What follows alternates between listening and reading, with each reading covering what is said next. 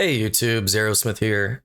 Just wanted to do a quick video on the Halo Infinite December update. Um, Getting right into it. This part's just telling you what's coming up. So we'll get right over to here, the meat and potatoes. Getting right into it. First thing they did was add a custom games browser, and that is something to be so thankful for. That is such a huge improvement. There is really not a lot to complain about there. I haven't tried it yet, but this is something that people have been begging for a while, and I don't think anybody's going to really find anything wrong with it being there. If you got something to complain about by them adding a custom games browser, then try and pitch it to me, because I'd be lost. So we can thank 343 for dropping this browser. I wouldn't say that we should praise them. It's probably not perfect. It should have been out a while ago, but the fact that they finally got it here, yeah, thank you 343. That's awesome.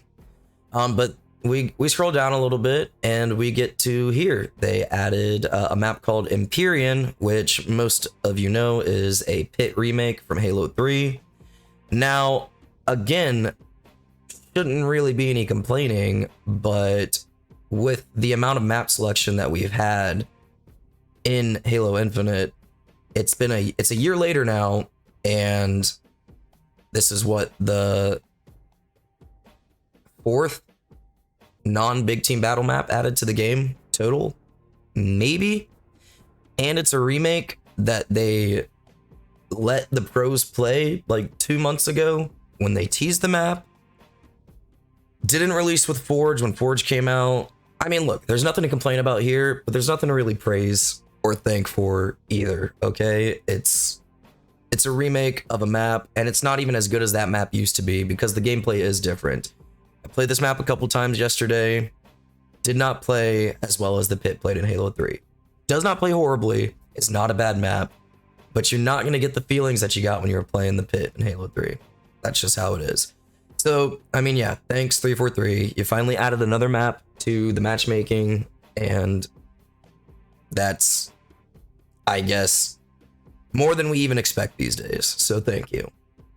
But then we get down to this part down here, and this is where we can stop thanking or praising 343 for anything they did in this update. At least in this part. Complimentary cosmetics. All they've essentially done, because I don't want to get into the fact that armor cores and the way that cosmetics are done in Halo Infinite are just entirely wrong and evil. Because armor cores in general was just already an evil idea to try and convince you to spend more money. That's besides the point. The fact that armor cores exist is something I cannot change, but armor cores should have been fully unlocked as soon as they come out for every player, and they should have had every single cadet color available as soon as they came out. They are finally, after the fact, fixing what should have already been, and it shouldn't even be that way. So there's nothing I can do in this section but really just get angrier at 343, and I don't want to do that. If you agree with cosmetics, that's on you, and if you don't, you know your reasons why. I've already made a couple of videos on why you shouldn't, and if you want to learn why you shouldn't agree with Halo's cosmetics, go check those out. But this part, it's just a really frustrating and upsetting part, and I'm glad that they did add it, but it's something that should have already been there. That's a bare minimum that should have been there, and it wasn't. So let's move on. Now we get to these quality of life improvements, and the first one that they talk about is mouse and keyboard, which for all two of you that play on mouse and keyboard, I hope this really helps you out. But for everybody who plays on PC, and I know there are a lot of us because I use controller on PC, the red reticle is there. I don't think it makes a difference, but if it makes a difference for you, awesome, I'm happy. And then we go into networking and desync. They claim they fixed some things. I noticed no improvements yesterday. And I know it would take a little bit of time, I guess, to really notice for sure. But I do record a lot of my gameplay footage, and I'm getting killed behind a wall. I'm getting a headshot that doesn't count. I'm getting a trigger pull that doesn't shoot any bullets. I'm getting everything that you expect. I don't think I noticed any melee whiffs, but I did notice for a fact, and I know this was something that they said they were going to address. There is still a ping fluctuation in this game. I started a game out on 50. It ended up around 80, and it was fluctuating the whole time. I had a second game with fluctuations like in the 70s and 40s. So something they said they were targeting, I know is not fixed. So who's to say what they did or did not do on networking and desync, which is a huge bummer. That's what I was really looking forward to.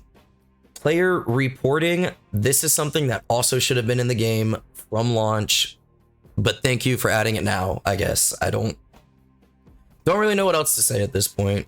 And then sandbox update. I don't really have an opinion either way on that. It could ruin the energy sword or it could balance the game perfectly. I would not know. But what they did was melee clang logic for the energy sword has also been updated. If both players have no shields and melee each other, both players will now trade melees and die in order to prevent the energy sword from tearing through teams without trading. Yeah, and that's basically the entire article on the update, which not a whole lot to be happy about, but at the same time, there's stuff to be happy about, which is awesome. And then I want to say something that was not addressed in this update right here, but something that I am personally very thankful for. And if it weren't for all of the amalgamation of problems together that still have not been fixed in Halo Infinite, I might even break my vow of boycotting the Halo Infinite store because of this. They have fixed the performance of Halo Infinite on PC by miles. It is amazing. Whatever they did, Halo Infinite used to run and draw, for some reason, 100% of my CPU, making recording videos incredibly difficult. I don't know what was going on, but with this update, they have, I guess, fixed performance in the game. My CPU only draws about 42% whenever I'm running the game now. It is awesome. I don't know specifically what the technical differences are and how that affects me a lot, but I know it does make my life a little bit easier. And for that, I am thankful. So there we have it. That is the Halo Infinite Winter Update. Again, I don't think we should be praising 343, but if you believe that they deserve a lot of praise, get out there on Twitter, get on their forums and do it. Let them know. The devs have worked really hard. Not much more to talk about here, so I will catch you next time. Later.